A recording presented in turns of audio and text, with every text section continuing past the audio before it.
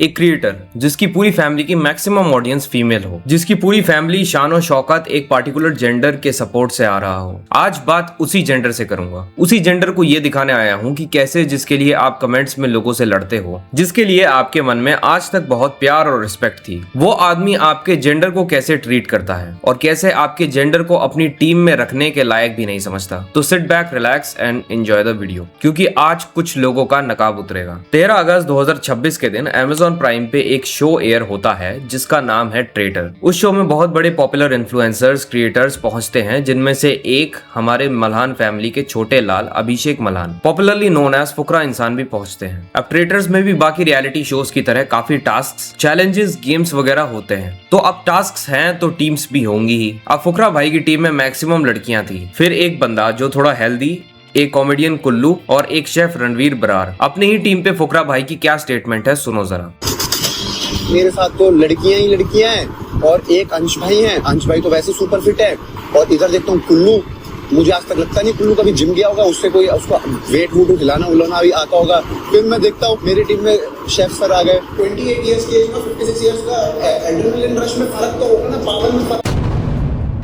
एक ही स्टेटमेंट में उन्होंने लड़कियों को शेम किया, 2 लड़कों को बॉडी शेम किया और एक को एज शेम किया। कैन यू इमेजिन, इस बंदे की एज 29 साल है। मतलब हम किसी टीनेज क्रिएटर की बात नहीं कर रहे, हम एक 29 ईयर ओल्ड अडल्ट की बात कर रहे हैं जो खुद एक मैसिव ऑडियंस को इन्फ्लुएंस करता है। ये बात अभिषेक मल्हान के मुंह से निकलती है तो प्रॉब्लम 10 गुना बड़ी हो जाती है, क्योंकि इस फैमिली का पूरा बिजनेस मॉडल ही फैमिली कंटेंट और फीमेल ऑडियंस के इमोशन पर टिका है। किसे नहीं पता यार, ट्रिगर्ड इंसान जो इनके घर का सबसे फेमस यूट्यूबर है, जो पूरी फैमिली के यूट्यूब बिजनेस का रूट है, उसकी 70 से 80% ऑडियंस फीमेल है और वही ऑडियंस बाकी सारे फैमिली मेंबर्स तक भी गई है। और बात यहाँ ऑडियंस की भी नहीं है, बात यहाँ सोच की है। आप यहाँ गेम प्ले को क्रिटिसाइज करते, आप ये बोलते कि सामने वाली टीम ने बेटर प्ले किया है, तो किसी को कोई दिक्कत नहीं होती। गेम में फ्रस्ट्रेशन होती है, हर बंदा जीतना चाहता है, लेकिन गेम में हारने या पीछे होने का ब्लेम किसी के जेंडर पर डाल देना, किसी के बॉडी वेट पर डाल देना और किसी की एज पर डेरोगेटरी कमेंट करना, ये क्या बात हुई भाई? क्या लड़कियां टीम में हैं इसलिए आप हार रहे हो? सोशल मीडिया पर इनके फैंस भी इनको डिफेंड करने में लग गए हैं। लोग कह रहे हैं कि अरे फ्रस्ट्रेशन में निकल गया। जब एक 29 साल का आदमी जो न जाने कितने सालों से लोगों की आंखों के सामने है, जिसे कैमरा फेस करते हुए सालों हो गए, अगर उसे अब भी नहीं पता कि कैमरा के सामने फ्रस्ट्रेशन को कैसे कंट्रोल करना होता है, तो प्रॉब्लम उसे कॉल आउट करने वालों में नहीं बल्कि उस क्रिएटर में है। 2026 में आप जेंडर जोक्स, बॉडी शेमिंग करके कूल बन रहे हो। खैर, बनेंगे भी क्यों नहीं, इन्हें अच्छे से पता है कि पीछे इनके डम फैंस हैं ही जो हर हालत में इन्हें डिफेंड करेंगे। और ये कोई पहली बार नहीं है जब फुकरा इंसान की तरफ से वुमेन के लिए ऐसे कमेंट्स आए हो, क्योंकि अब जो मैं आपको बताने जा रहा हूँ वो और ज्यादा इंटरेस्टिंग होगा। बात है बिग बॉस के टाइम की, जब एल्विश और फुकरा दोनों बिग बॉस में थे। आपको पता ही है कि इनकी राइवलरी घर के अंदर और बाहर दोनों जगह कितनी इंटरेस्टिंग बन गई थी। मगर इन सबके बीच ट्विटर पे कुछ ऐसा होने लगा जो बहुत ही ज्यादा डिस्गस्टिंग था। फुकरा का one of the biggest fan page चलाने वाला लड़का, जिसका नाम अन्नी है, उसने एल्विश के खिलाफ ट्विटर पे ट्रेंड चलवाया। उस वक्त ये ट्विटर पे ट्रेंड चलवाना बहुत ही ज्यादा आम बात थी,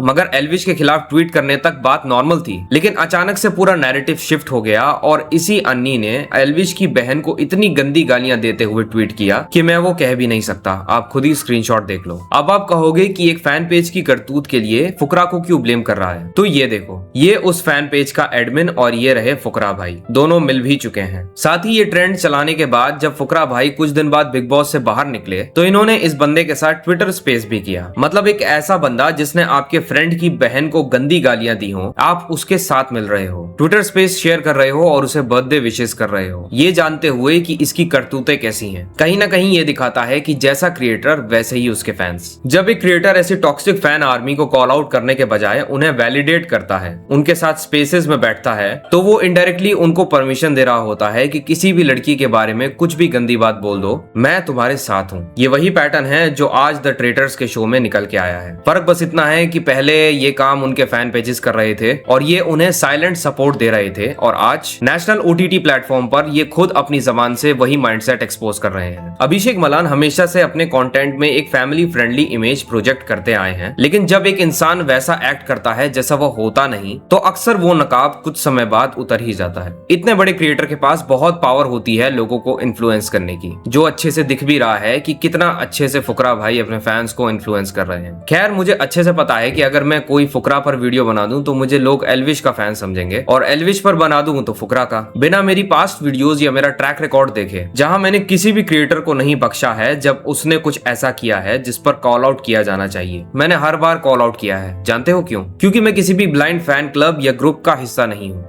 और ना ही मुझे बनना है। तो जाते जाते मैं उन फुकरा की फीमेल फैन से जो यहाँ तक वीडियो देख रही हैं, बस एक सीधा सवाल पूछना चाहता हूँ, क्या मेरी ये बातें फालतू की हेट हैं, या सच में आपके फेवरेट क्रिएटर ने ऐसा किया है कि उस पर उसे कॉल आउट किया जाना चाहिए? आपको जो भी लगता है आप बिना किसी बायस के नीचे कमेंट सेक्शन में बता सकती हैं। अगर आपको लगता है कि अकाउंटेबिलिटी जरूरी है तो कॉल आउट करना सीखो।